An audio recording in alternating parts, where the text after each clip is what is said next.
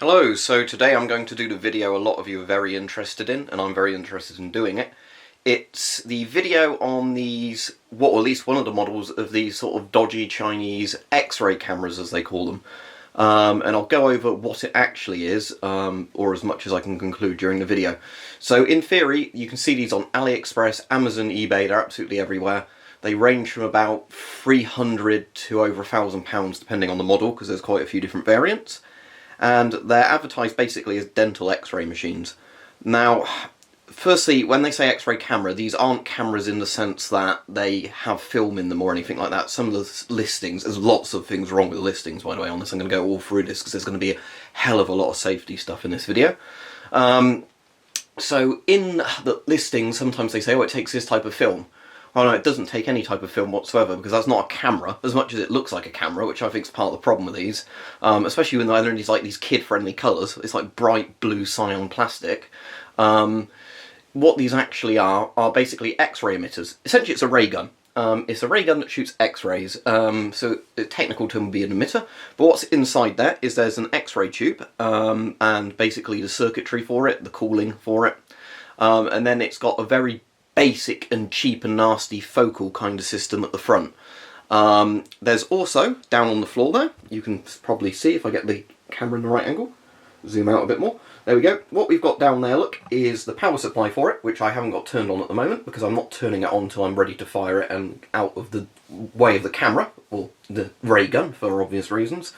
That's essentially your high voltage power supply. So that is fused on the right, but what that does, essentially, if you don't know with X-rays, X-rays need very high voltage to, like, the vacuum tubes that they use to generate X-rays. So what that is basically the high voltage unit where you also set how long you want the exposure time to be. Now, unfortunately with that, it doesn't let you change the dose, because in theory that'd be quite easy to do on an X-ray unit. All you'd really need to do is have a dial for how much high voltage goes into it, a max and a minimum. But it doesn't let you do that. So with exposure time, basically it lets you set it between 0.5 seconds and 10 seconds, and that's how long the burst is. I've found, at least testing dosimeters with it, you need to give it about 2 to 3 seconds at a minimum for most of them to get the needles to, stabilise before the X-rays shut off. So in theory, if you were being shot by this once, the 10-second burst would be the worst, because the dose is pretty much stable after the first second or so. But obviously bear in mind that the longer you're exposed, that's, longer amount of exposure. And as you might have seen in the previous video, at point blank range this thing gives off over 500 Rontgen per hour. Let that sink in, 500 Rontgen. So, over 500 because it maxed out my CDV 720. So, basically, I was actually having a look because I was quite fascinated by this, and they're probably copywritten, so I can't put the pictures in the video. But I found a bit, some pictures of somebody testing a CDV 715 with a proper Siemens, a Western X-ray sort of, the equivalent thing that doesn't look like a camera. It just looks like a hairdryer, that one. And that point blank on the CDV 715 was about 95 to 100 Rontgen. So in that example, that gives you a good idea in the difference in power. Now, saying that, when you always test stuff like this, there's always going to be factors like, inverse square law, and, the thickness of the case of the dosimeters, the dose meters, all the things like that. Because obviously, I'd say the DP2, for example, has a thicker case, and the Polish D08 have thicker cases than, say, the CDVs. So on those, they probably give you a lower reading, even if both were calibrated correctly, because the softer X-rays aren't going to penetrate the case. And also, don't forget, in some ionisation chambers, for example, the ion chamber might be more centrally in the unit, where it will therefore be further away from one of the edges. So, anyway, let's just go over quickly the safety features. So, the reason these are really dodgy is basically, it's not like an electric shock kind of thing. It's because these give out far more radiation than they're meant to, and they also scatter X-rays a lot, so they're not as focused as they should be. So that means if you're the operator in the room, there's a much more danger of you being hit by X-rays. Now, I found a BBC article on these from almost like 10 years ago, I think, and they were saying in there about the dangers of these, and it just said on there it gives over 10 times the acceptable dose. Well, that doesn't mean anything because they didn't give radiation figures. So what I found, at least with this one, is, like I said, point blank it gives at least 500 Rontgen. You know, and it seems a lot of the Western ones seem to be less than 100 Rontgen, so that'd be about 5 times, but regardless, if you want to convert it into other radiation units, be my guest. But so the reason I wanted one is for the obvious reason of testing dosimeters, because if you watch the videos I do on radiation detectors, you'll know that I've got illegal stuff I can legally own that I keep locked in the safe, with actual radioactive check sources. That, you know, just ones that you can find online from science suppliers and things like that, or just old curiosities that happen to be radioactive. But they can be a bit dodgier for testing things, because some of them aren't high enough dose, and if they're high enough dose you have to be very, very careful on storage and handling of them. Well, you should be careful on all of them, but you know, it just goes to reason that they're much worse when they're stronger. And obviously you have to be really careful, because stuff like radium, it can flake, it can get on your fingers, you know, on your fingers, under your fingernails, you could inhale it, you know, it could get into your food potentially. You know, it can get into carpets and contaminate them, you know. Also releases radon gas. An X-ray, by comparison, this is only radioactive when it's turned on. So it's much safer in terms of storage, even if the doses we're talking about are much higher. So even with all the problems this has with backscatter and everything else, with all of that, you know, even in regards to that, I'd say if you are testing high-range dosimeters, or dose meters, whatever you want to call them, rate meters, this is still your better option, I would think. Unless, of course, you've got the money to go for a really good Western-built, you know, one that will cost 10 times the price of this, you know, probably several grand, unless you can get a second-hand one in good condition online with its power supply. But in general, at least, X-rays are very good for testing high-range meters, and a lot of them were tested like that. DP2s, I think, were actually calibrated in labs, and the DO8's using X-rays. That's why they've got the crosshairs, the X-ray bit on them. You know, because just for the people who don't know, because this is also another thing people don't seem to know, X-rays and gamma rays are essentially the same thing.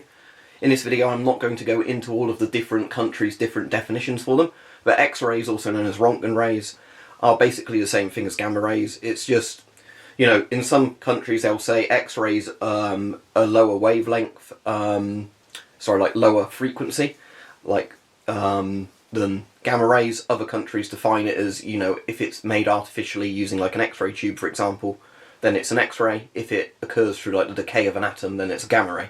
But essentially, if you've got something that picks up gamma rays, it will pick up X-rays. You know, they work in the exact same way in that regard. Also, another thing to point out, if you're going to accurately see what these are giving off, you need an ionization chamber. I suppose a spectrometer would also work, but you cannot use a Geiger counter. You can use a Geiger counter, obviously, to detect radiation from them. But as I've said before, Geiger counters that give you a dose equivalent do it on being like, say, they're calibrated to cesium-137. So higher power X-rays than that, it would be giving an artificially lower dose, and, you know, vice versa. Whereas with an ionization chamber, it's actually measuring the ionization of the air. So that's what it does. So without much more to talk about, let's flick this on. There you can see the units come on. So what that is set to 5 seconds. So there's 2 ways of firing this. Actually, there's 3, but I've only got 2 available to me at the moment. You can press the button on the camera there.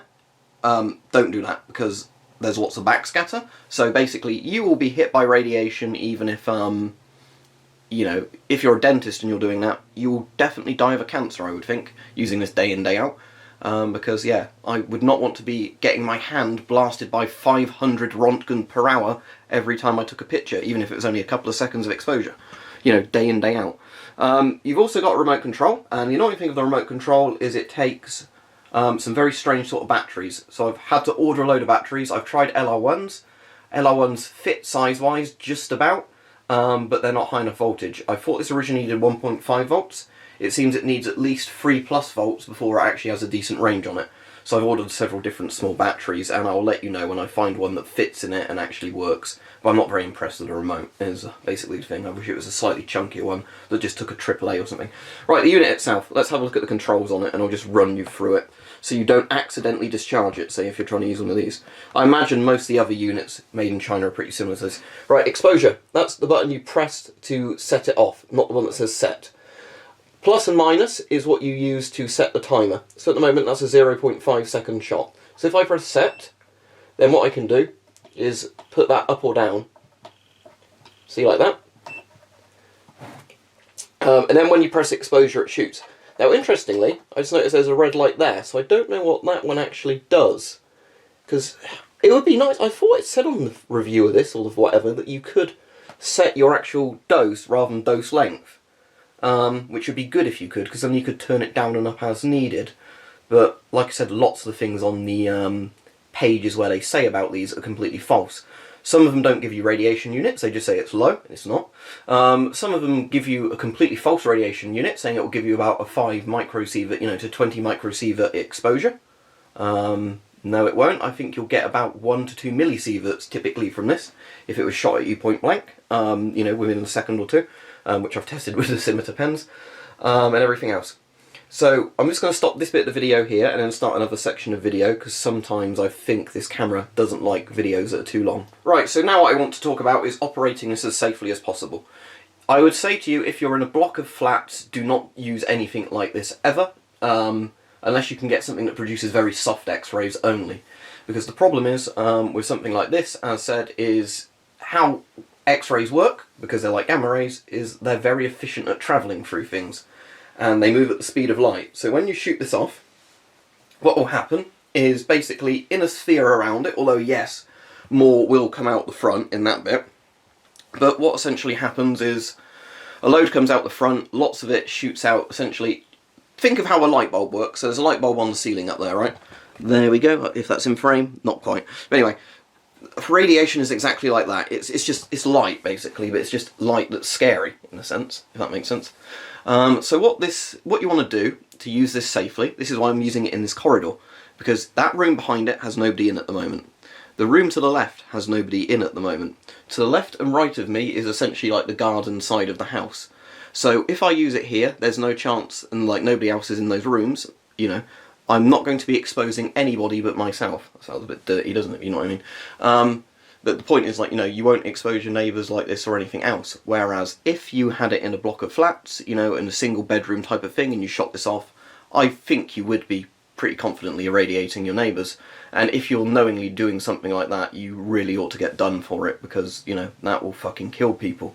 So, over time, give them leukemias, whatever else. So, obviously, ideal way of using this, of course, which is really annoying because they didn't even include a battery or instructions for the damn thing, would be the remote. So you can, shoot it off from a really safe distance when you have it all set up, no worries. I've not got that option today, so what I'm going to do when I set this up is this camera has a really big zoom on it, which is the reason I'm using this one. My older camera actually had a bigger optical zoom, but it's not as good as this one, but anyway. This is, I think, at least a 30x optical zoom, so what I can do is I can set the camera up far away. I wouldn't technically need to do that if I was just doing a continuous recording, but that also means you won't get the X-ray flashes on the camera, and I don't want to damage this camera with X-rays. So the camera will be set up far away, the optical zoom will be turned on. I will go to the control panel with it extended as far as I can get it using the lead. It'd be good if you could get extension leads for this where it fits into the camera end, maybe you can, because if I could have an extra 5 meters on this lead, that would be nice. But anyway, how it's going to work, I'm going to set it with the control panel. I'm then going to basically get as far away as I can from it without blocking the camera's frame of view. Every time I use this, I keep a dosimeter on me. Now, because I know I'm not going to be point blank, what I end up doing is using my Radioscan 701, because it's very reliable up to about, even as a Geiger counter, it's very reliable up to about 10 millisieverts, about one Roentgen. At that point, it gives you an overload warning, but the overload warning is pretty efficient. I've also got like the Thermo digital dosimeter that works pretty well with this. Because that's not actually a Geiger tube in that, it's, well, I can never remember what they're called off the top of my head. Anyway, but it's like one of the more modern things, and I'll put some of the old rechargeable ionisation chamber pens on me. The idea being I can check my exposure, and, especially with the ones that have alarms on, like the digital modern things, I know, for example, if I've got too close to it and I can get away instantly, and with a short burst, it's not like it's being continuously left on. So what I'm going to do is, without much more talking, I'm going to set up a stool in front of here, and then we're going to demonstrate it. And what I also want to do is see if I can somehow get some sort of dosimeter in frame behind it, like where the door is. I suppose I could always just move the stool for that, but the idea is I also want to show you all the backscatter you get with this. Why you don't want to be holding it with your hand, because, yeah, I guarantee you, if I had, say, the Radioscan probably a yard behind it, even with inverse square law, that would probably max out. But anyway, I've already filmed a load of clips of this, but I've just not put them all on YouTube yet, but I'll be doing some more. If people are interested in me testing specific, dosimeter type items, especially ones I've already got in my collection, you know, I don't have to buy, then I will happily do it.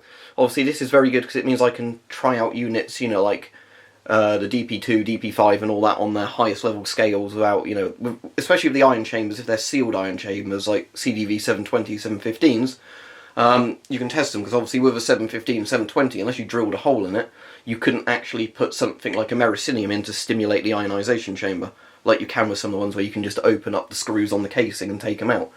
So, without further ado, I'm going to set this up. I am going to have a quick play when the camera's not running with the control unit, just to see if I can find a way to set the dose, but I don't think you can. And I'm going to do it off camera because I don't want to get caught and blasted on camera, you know, because I'm sure YouTube policies have something against people getting irradiated. Anyway, so what I'm going to do is, I think I've gone over all the safety stuff I need to.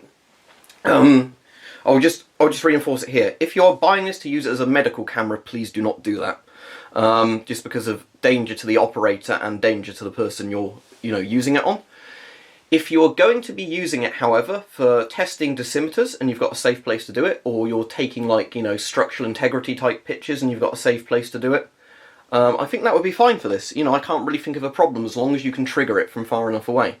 And obviously check the laws in your country, but over in the UK, from everything I can gather from the laws on stuff like this, you're only really breaking the law when you're irradiating other people, not yourself. And I'm not even really going to be irradiating myself. But anyway, this will basically be a compilation video now. I'll do some shots with this today that I haven't filmed yet, and then I'll also get some other dosimeters that I filmed but not put on YouTube yet, you know, showing the different doses. But bear in mind as well, I know this is a bit long-winded, that because different devices are calibrated differently, some are really old, you know, don't run as efficiently as they used to, some are ionization chambers that give a more accurate dose, inverse square law changes everything, you know, blah blah blah blah blah. You'll see that the readings are pretty inconsistent across all the counters. I found with this though, if you get the same counter and you shoot it, you know, several times with the same beam, when you do that, you always get very similar results. It always tends to be about 500 Rontgen of soft and hard X-rays point blank.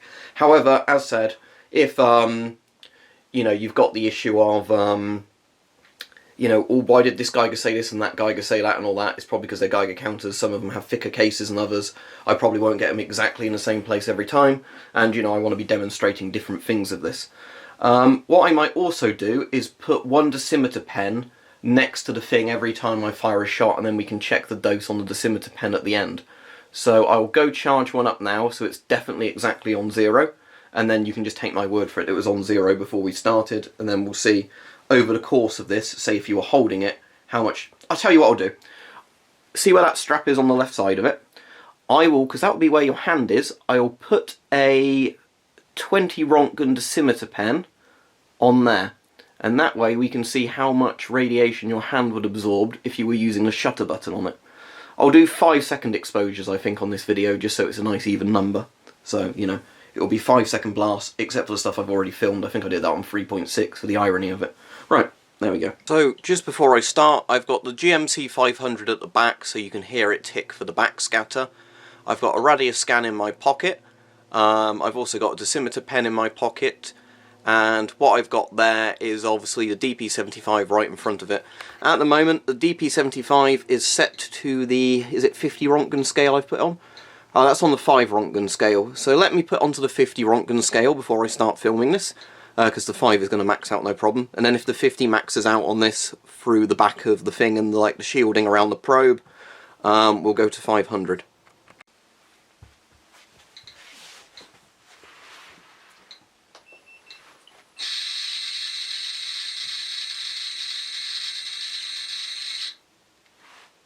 Right, that was quite interesting. The needle didn't move there, I don't think. So I'm going to actually lower it to 5 Rontgen. The shielding on the DP75 probe must be pretty good, so I'll lower that and then I'll try again. It's set to 5 Rontgen now, but bear in mind this is a Geiger counter, not an ionization chamber, and the probe is stored away inside the housing of the device, so I think that's the reason being that, you know, the thick housing on the probe and the greater distance between the probe and the X-ray camera are basically doing this. So anyway, now let me fire this one up again.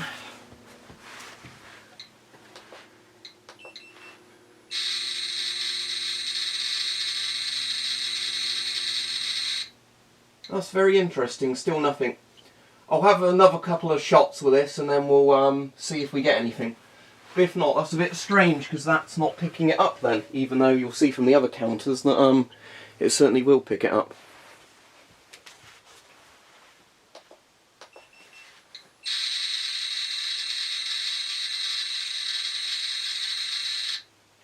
Right, finally a bit of movement on there. So it just seems to be that, I guess, the gamma tube in there isn't very sensitive. Or little ionisation chamber in the probe. But that makes sense. I mean, that's still better than some of the Geiger counters I've tested with this that immediately just crap out or don't want to register anything, despite the fact there's obviously ionising radiation there. Right, let's get another counter out. Right, now for the IMD5, I am going to put this, as you can see, on the basically 0 to 5 Rontgen scale, because it's a times 1000. Just because of, with the DP75, this might be quite similar because of the sort of similar components in them. So we'll see what happens. Here we go.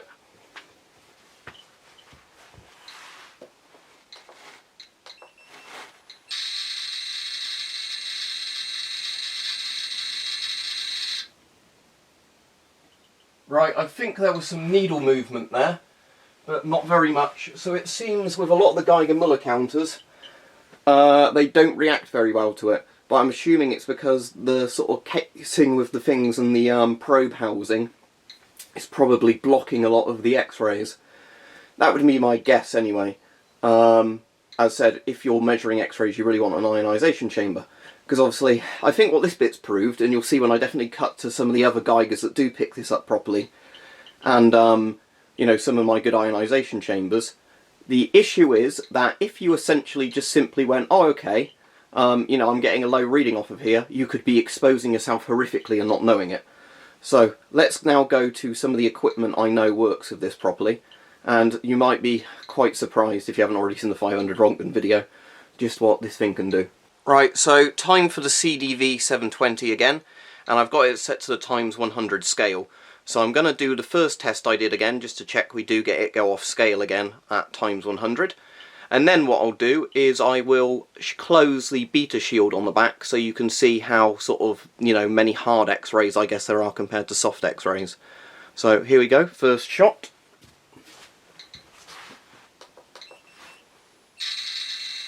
Yeah, off the scale at 500 Rontgen.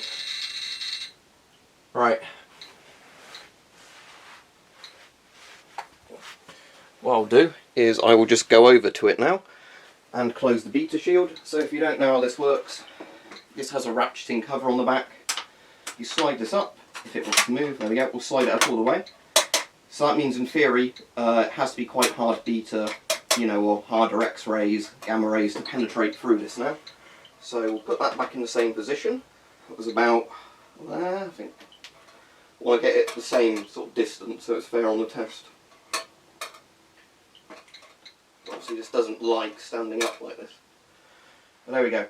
Right, so what, I'll fire it off again in a moment, but what you should see now is that basically I reckon the reading will be a lot lower.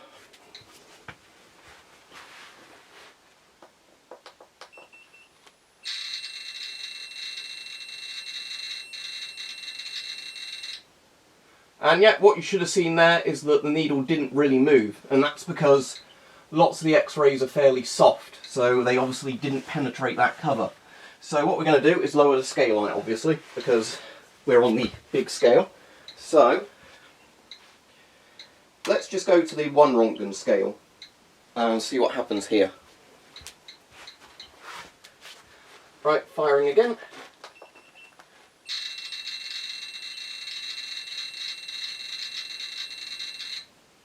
And what that will hopefully have demonstrated to you is the importance in having shielding. Because if you saw that there, what will have happened is there was only about 1 Rontgen worth of dose. And the reason for that is because obviously there probably is only about on this 1 or 2 hard Rontgens worth of, you know, hard X-rays. And it seems like there's absolutely massive amounts of soft X-rays that bounce everywhere. Obviously, with dental X-raying, you do mostly want soft X-rays because you don't need to penetrate the gum very hard. But that also demonstrates you like why people used to use lead aprons around X-ray machines, because obviously it does cut down your dose. So what you can see there is it gives out over 500 Rontgens worth of X-rays, but a lot of them are quite soft. But if you have it, you know, running with the cover closed, the dose you get from it isn't very high. But obviously, because humans have skin, you obviously normally want these sort of covers open for doing some of these tests, because obviously if you just had the cover closed, you'd be, oh, it's fine, look at it. But anyway, let me now get out another detector, and then that'll be enough for this video, because obviously I've got a dosimeter on me, but I still don't like doing too many shots per day for obvious reasons. Right, so what we've got there is the Chinese FSZ-03 sort of military Geiger counter with its thick casing, and I've also got a dosimeter pen to the left of it. So I'm going to activate it again. You can see it's on micrograys at the moment, which is the same as microsieverts really. You can also see I've got that 20 Rontgen dosimeter pen on the left side of the camera there. So here we go, let's see what this does when I fire it off.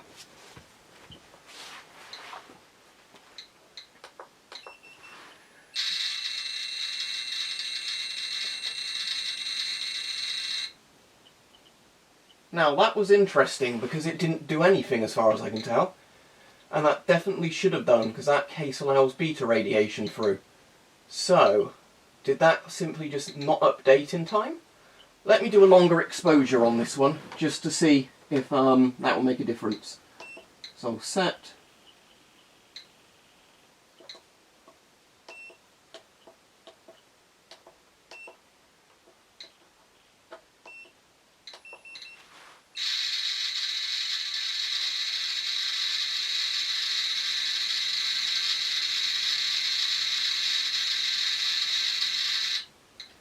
Oh, there we go, it's come up with something. What, 19.49 milligray. So that would be essentially about 2 Rontgen. Okay. So that worked. It seems that one just needed a longer exposure to actually start calibrating. It's weird because on loads of things online, people say ionisation chambers are slower than Geiger counters, but at higher doses they're really not. Okay, so there's that then. What we'll do now is I'll flick the unit off for obvious reasons, I'll retrieve the dosimeter pen, and then we'll have a look at how much radiation has been absorbed, if I can turn the camera up to the light properly. Right, I'm filming the last bit on my phone because my regular camera is awful for looking through dosimeters, it turns out. So which one's this one? Was this my personal one, or is this the one I had on the camera? If we can get it in focus. Oh, there we go.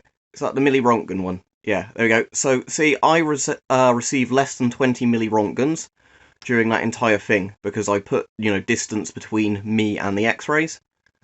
Now, here's the more interesting one, for obvious reasons. Here is the dosimeter I had next to the camera. If, camera, ray gun. If I can get it in frame again, which is always annoying with these. See that? It's about 10 Rontgen, just under 10 Rontgen. There we go. If it was a thinner dosimeter pen, it would have received a higher dose. If it was one with a thicker case, it would have received the lower dose, you know, due to hard and soft X-rays. But there we go. So, yeah, that's why I would not want to be a dentist holding this with your hand, using it day in, day out. Because if, you know, after firing off, I don't know how many was that 10 to 20 shots? You know, probably a minute to 2 minutes of exposure at least, getting 10 Rontgen from that, that's pretty scary. So there you go, thanks for watching the video, and obviously stay safe if you ever do anything like this.